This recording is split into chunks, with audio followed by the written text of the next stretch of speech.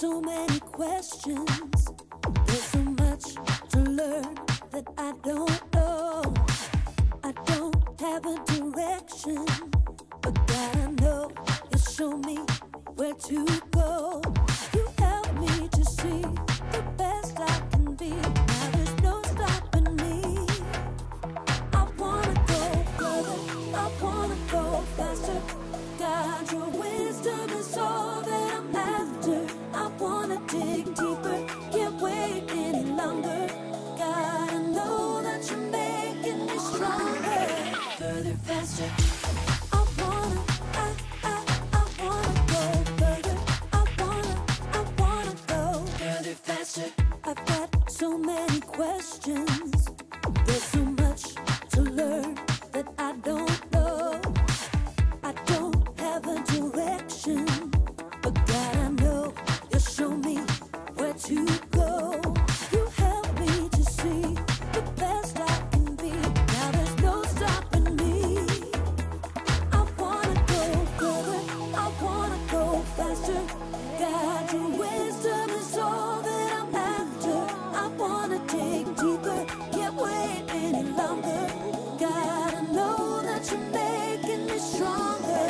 Further, faster. I wanna go further. I wanna go further, faster. Your way is the good life. Won't you show me? Won't you show me? Lead me to do what's right. Won't you show me? Won't you show me? Your way is the good life. Won't you show me? Won't you show me? Lead me to do what's right. Won't you show me? I wanna go further, I wanna go faster. God, your wisdom is all that I'm after. I wanna dig deeper, can't wait any longer.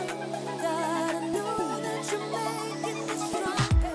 I wanna go further, I wanna go faster. God, your wisdom is all that I'm after. I wanna dig deeper, can't wait any longer. God, I know that you're making me stronger. Faster. I wanna go further. I wanna go further, faster. Hey, welcome to Story Lab. This week we're taking a look at a story that did not go swimmingly. We'll meet a guy who listened to some bad advice that sunk an entire kingdom.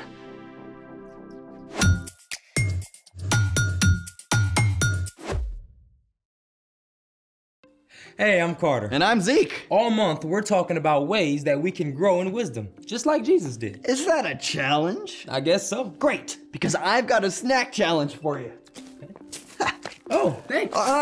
You need context, my friend. The context is that you just offered me a snack and then took it away. This is a beta snack challenge. Those really colorful fish? Those really colorful predatory fish.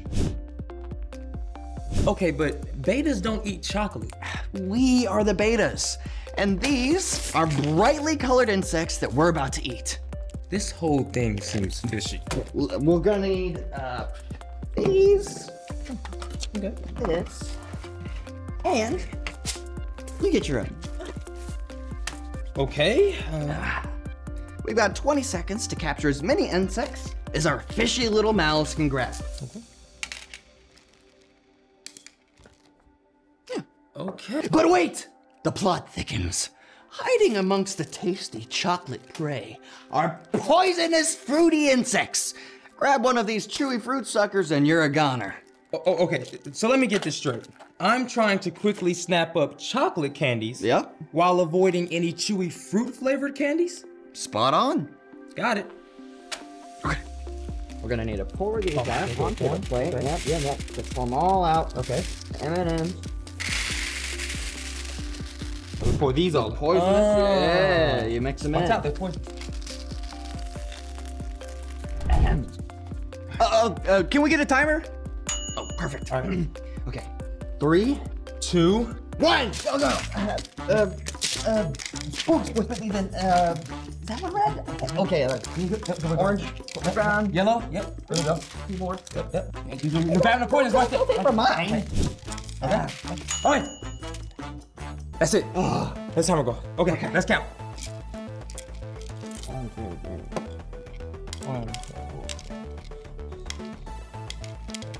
16. 16. 16. Oh, we don't need to worry about the points. What did you notice about our insect snacks? Well, we hardly grabbed any red candies at all. And why is that, my fishy friend? Well, we couldn't grab the red fruity candies, so I guess we just avoided all the red. It's like the red chocolates were camouflaged. Give the man a prize.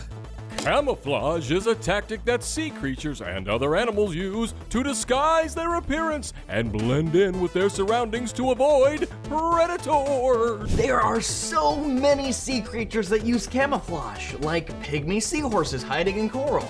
Is there actually a seahorse in there? Also, this leopard flounder, and this grumpy frogfish.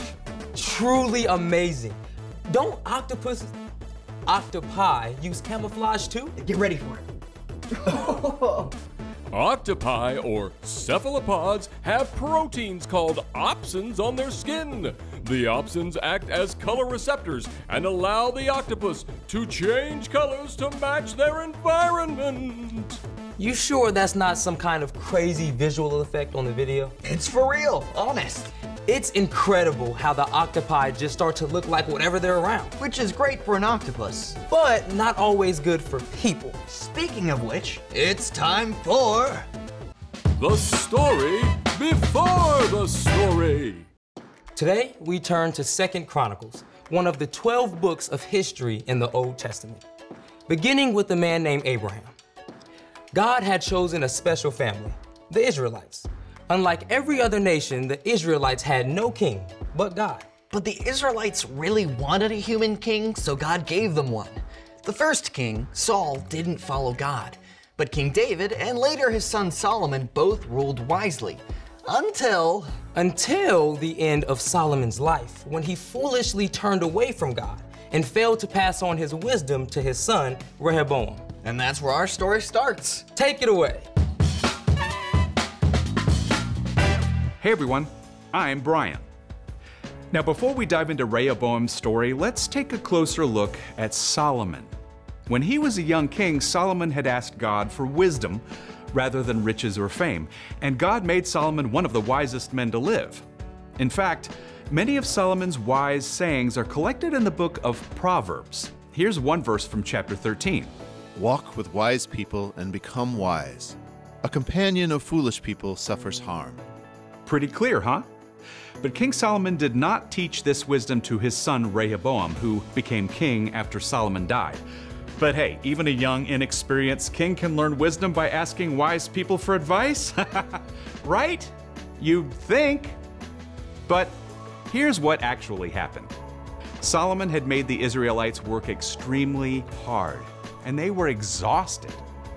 So a man named Jeroboam, along with some of the people, came to see King Rehoboam. King Rehoboam, we are so tired. Your father put a heavy load on our shoulders. Yeah, seriously heavy. Couldn't you make our work a little easier? Just a tiny bit? Do that, and we'll serve you. Yeah, for reals. We'll be all in. What do you say? I need to think about this. Come back in 3 days and I'll give you my answer. First things first, King Rehoboam went to talk with his advisors, experienced, wise men who had helped his father in years past. Young King Rehoboam, you should say yes to their request. If you give them what they want, they're sure to give you what you want. Loyalty and service. So far so good, right? Walking with the wise, But plot twist, King Rehoboam did not stop there. He went to find his own buddies, young, foolish guys with zero experience running a kingdom. Listen, Ray, you're the man now. Yeah, don't make their work easier. Yeah, you should make it harder. Totally. Let them know who's in charge. Yeah. Okay, does that sound very wise to you? Yeah, not so much. But Rehoboam liked the idea of making a show of his power. And when the workers returned 3 days later, they got their answer.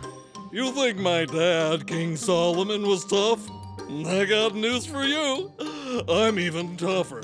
He made you break rocks? Well, I'm gonna make sure the rocks break you.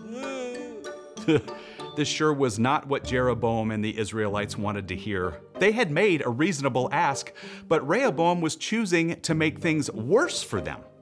That does it. We don't want any part of you and your family anymore. People of Israel, let's go back to our homes. David's royal family, take care of your own kingdom. Yeah, we're out of here. Rehoboam had chosen to listen to the foolish words of his friends rather than the wise words of his experienced advisors, and it led to disaster. From that time forward, the kingdom was split in two parts, Israel and Judah, and the people strayed farther and farther from God. The end.